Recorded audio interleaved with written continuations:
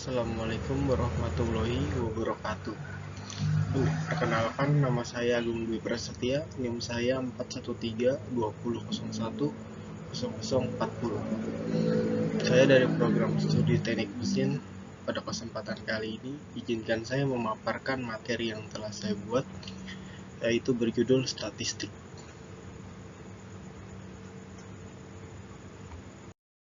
Pengertian statistik. Statistika yaitu ilmu yang mempelajari tentang cara mengumpulkan, menabulasi, menganalisis, dan menemukan keterangan dari data. Biasanya, data yang dikumpulkan dalam statistika berupa angka-angka. Kemudian statistik. Statistik adalah upaya pengumpulan data atau informasi. Data dalam statistik dapat berupa serangkaian informasi yang menggambarkan entitas tertentu. Contohnya, data dapat berupa usia siswa di kelas yang diberikan. Next. Fungsi statistik.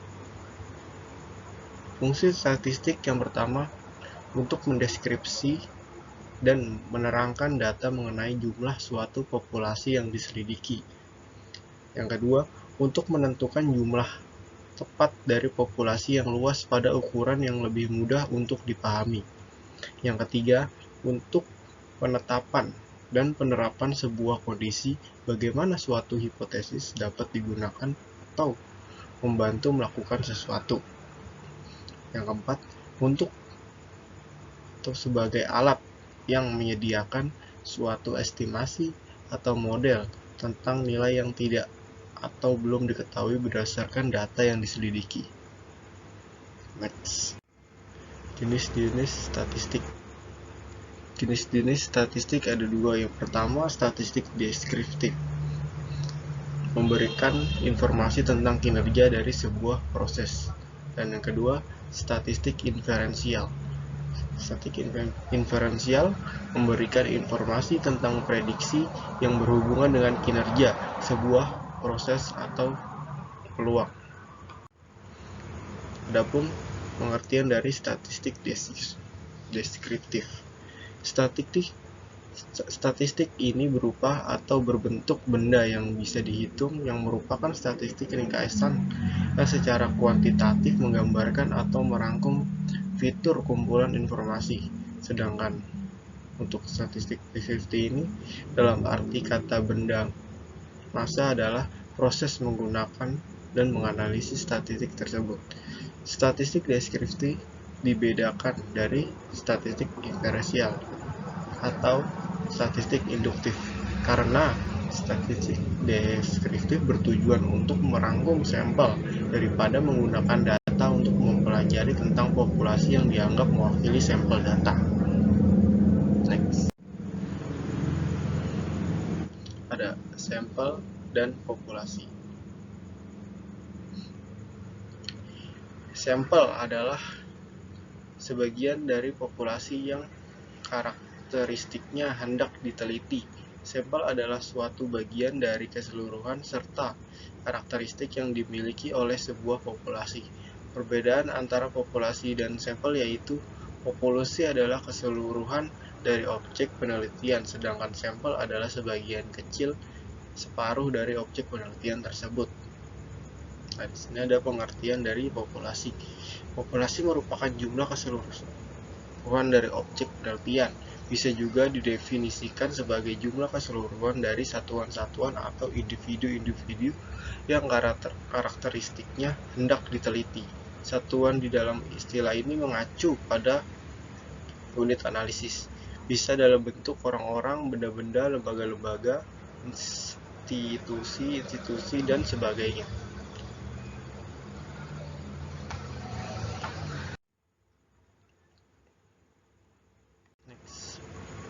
Next ada skala pengukuran.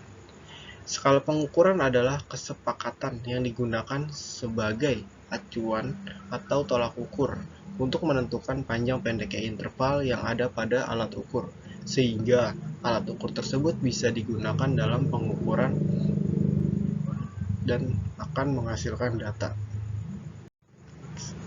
Adapun jenis-jenis dari skala pengukuran. Yang pertama ada skala nominal.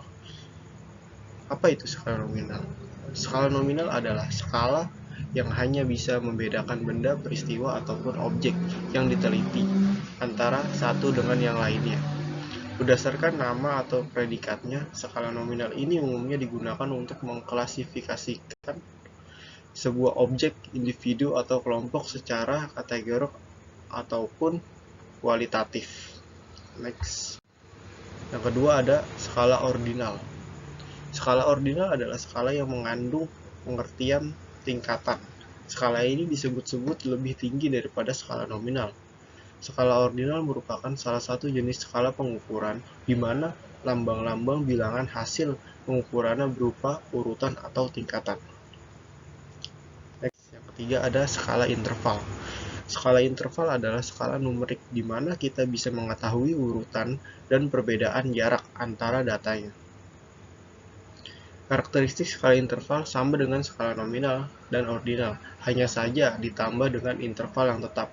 Namun skala ini belum memiliki nilai nol mutlak. Contohnya seperti skala suhu.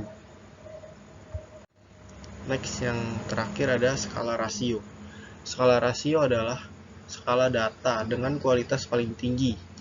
Pada skala rasio terdapat semua karakteristik skala nominal, ordinal, dan skala interval, ditambah dengan sifat adanya nilai nol yang bersifat mutlak.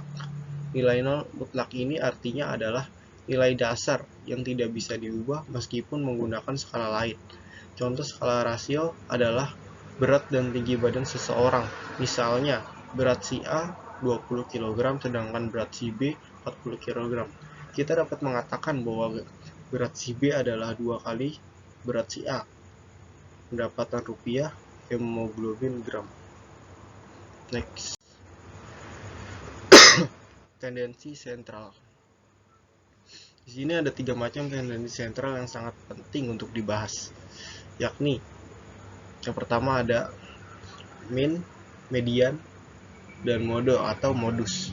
Ketiganya memiliki cara-cara menghitung yang berbeda-beda dan memiliki arti yang berbeda pula sebagai alat untuk mengadakan suatu distribusi. Yang pertama ada mean atau rata-rata. Suatu nilai rata-rata dari sebuah nilai data observasi. Nilai rata-rata data observasi diberi simbol U atau mu. Ada 2 macam artinya, rata-rata observasi, data tidak. Di sini ada U sigma X dibagi N. U sama dengan rata-rata data observasi. Sigma sama dengan jumlah X nilai data observasi dan N adalah banyaknya data observasi.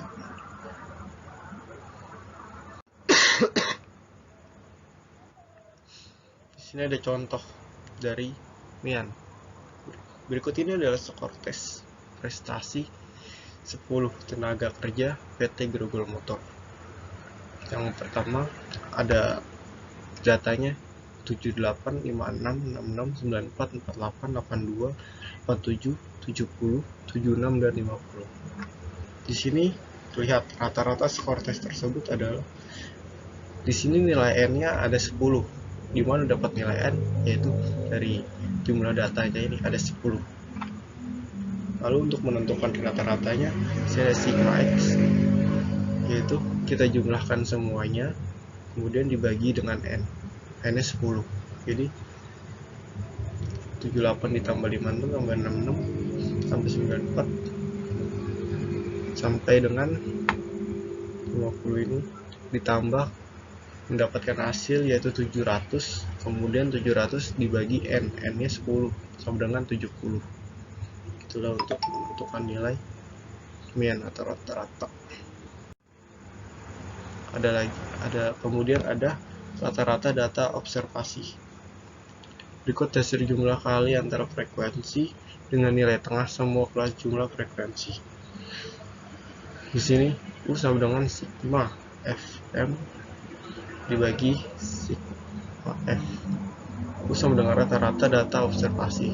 Sigma jumlah F frekuensi, M nilai tengah.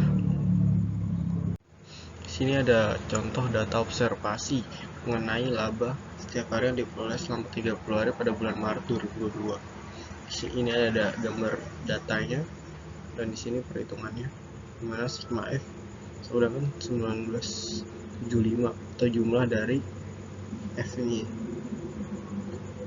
Sigma F sama dengan 30. Kemudian dimasukkan rumusnya. 30 adalah jumlah dari frekuensinya. Nah, di sini 1975 dibagi 30 sama dengan 65,83. Next. Ada median. Median adalah nilai data observasi yang berada di tengah-tengah atau nilai tengah. Urutan data tersebut atau data observasi yang membagi data observasi yang sudah diurutkan menjadi dua bagian yang sama banyak. Nilai median data observasi diberi simbol MD. Ada dua macam median. Median data observasi tidak mendatang dapat ditentukan dengan langkah-langkah urutkan data observasi dari yang kecil ke yang besar. Tentukan letak median dengan rumus rumus N ditambah 1 dibagi 2 untuk menentukan nilai tengah atau median.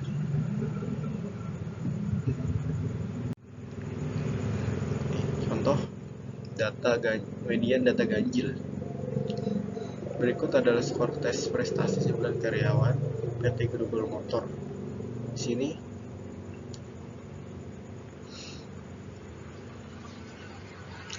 ada data dari 9 karyawan PT Google Motor, data prestasi. Untuk menentukan nilai tengahnya menggunakan rumus yang tadi ya sebelumnya, yaitu di sini ada 9 ditambah 1 dibagi 2. 9 tambah 1 dibagi 2 sama dengan 5. Jadi letak median pada urutan data kelima di sini. Next. Median data.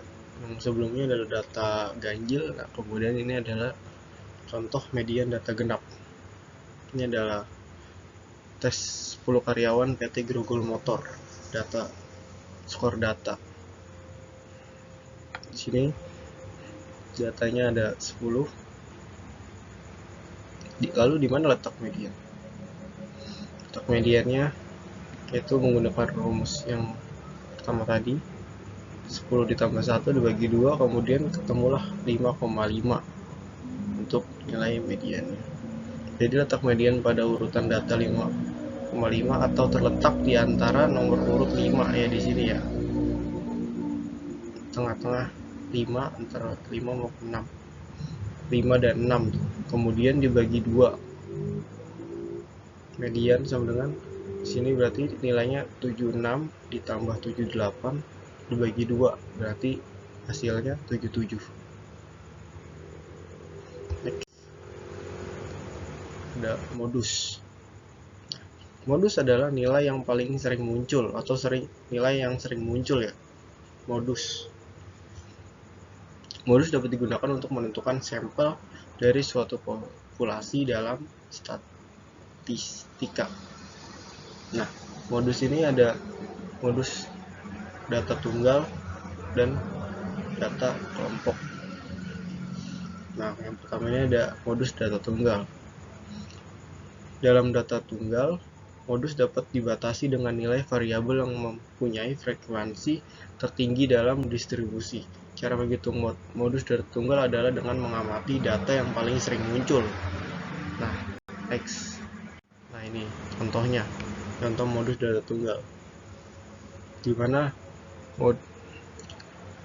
dari data di atas 43 adalah angka yang sering muncul, yang dimana angka 43 ini muncul sebanyak 4 kali. Maka dengan demikian modus dari data di atas ini, data tunggal, modusnya adalah 43 karena 43 angka yang paling banyak muncul sebanyak 4 kali. Kenapa bukan 33?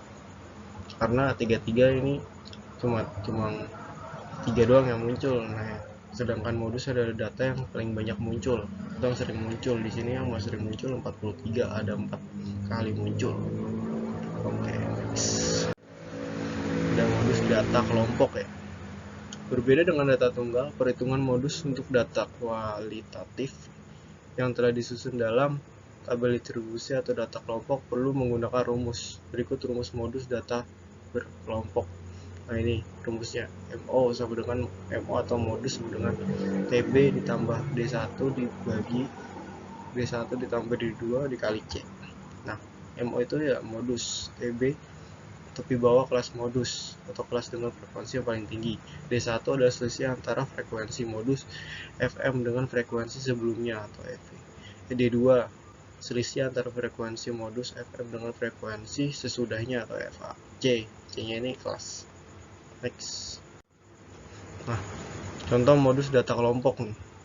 Modus terletak pada interval dengan frekuensi paling banyak, itu di sini.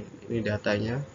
Intervalnya ada 20 sampai 24, 25 sampai 29, 30 sampai 34, 35 sampai 39, 40 sampai 44 dan terakhir 45 sampai 49. Di sini untuk menentukan nilai modusnya terdapat di interval 35 sampai 39.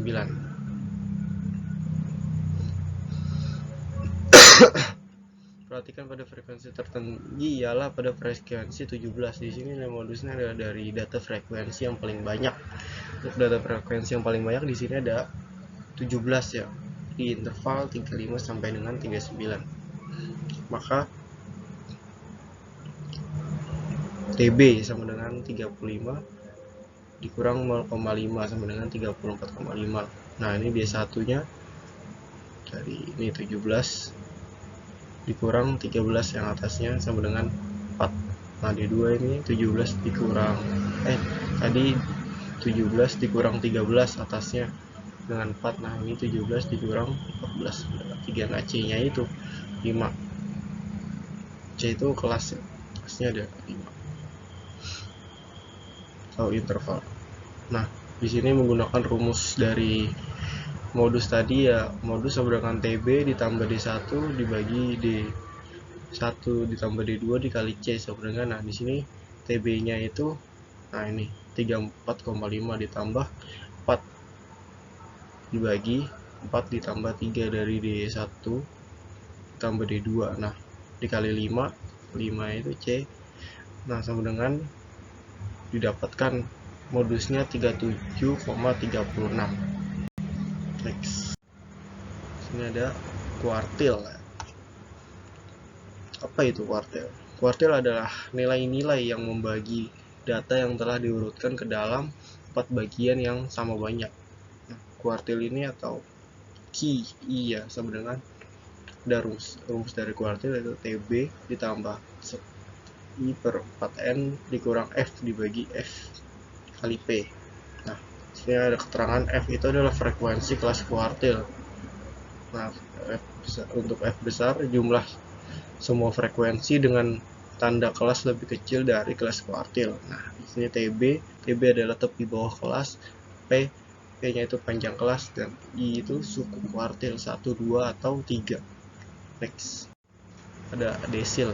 Desil adalah metode kuantitatif untuk membagi satu set data peringkat menjadi 10 sub bagian yang sama besar. Jenis peringkat data ini dilakukan sebagai bagian dari banyak studi akademis dan statistik di bidang keuangan dan ekonomi. Nah, untuk desil ini atau disingkat DI sama dengan ada rumusnya yaitu ini TB ditambah I per 10 N dikurang F dibagi F kali P.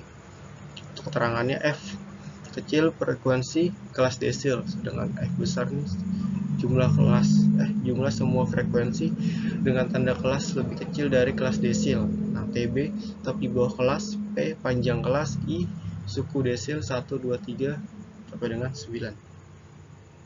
Next. Ada persentil. Apa itu persentil? Persentil adalah nilai pada skala 100 yang menunjukkan persentase distribusi yang sama dengan atau di bawahnya. Rumus dari persentil. Persentil atau disingkat I sama dengan TB ditambah I per 100 N dikurang F dibagi F dikali P. Keterangan F dengan frekuensi kelas persentil. F besar jumlah semua frekuensi dengan tanda kelas lebih kecil dari kelas persentil. TB tepi bawah kelas, P panjang kelas, dan I suku persentil 1, 2, 3 sampai dengan 99. Ada dispersi. Ukuran dispersi adalah ukuran yang menyatakan seberapa jauh penyimpangan nilai-nilai individu terhadap nilai pusatnya atau rata-rata. Ada 4 jenis ukuran dispersi. Yang pertama ada jangkauan atau sama dengan range. Yang kedua ada deviasi rata-rata atau sama dengan simpangan rata-rata. Terus yang ketiga ada variance. Sini ada rumus variance untuk data kelompok, ada sigma fi dikali xi dikurang x pangkat 2 dibagi sigma fi dikurang 1. Dan yang keempat atau yang terakhir ada simpangan baku atau standar deviasi. Rumusnya S sigma I sama dengan X dikurang X bar pangkat 2 dibagi sigma Fi dikurang 1. Nah, ini rumus untuk data kelompok. Next. Ada kemencengan atau skewness. Kemencengan atau skewness adalah tingkat ketidaksimetrisan atau kejauhan simetri dari sebuah distribusi. Skewness diartikan sebagai kemiringan distribusi data. Nah, ada ukuran kemencengan Pearson. K sama dengan K sama dengan X bar dikurang MO. Terus yang kedua ada koefisien kemencengan Pearson. CK sama dengan X dikurang MO dibagi S. Terus yang ketiga ada ukuran kemencengan Bowley. K sama dengan Q1 ditambah Q3 dikurang 2Q2. Terus yang keempat ada koefisien kemencengan Bowley atau CK sama dengan K dibagi Q3 dikurang Q1. Next. Yang terakhir atau ada kurtosis atau keruncingan. Di sini kurtosis adalah tingkat puncakkan dari sebuah distribusi yang biasanya diambil secara relatif terhadap suatu distribusi normal. Keruncingan dapat disebut juga dengan ketinggian kurva. Next. Oke, selesai. Terima kasih. Baik, mungkin itu saja pemaparan singkat dari saya mengenai statistik. Semoga apa yang saya sampaikan bisa bermanfaat untuk kita semua. Saya akhiri, wabillahi taufiq wal hidayah. Wassalamualaikum warahmatullahi wabarakatuh. Terima kasih.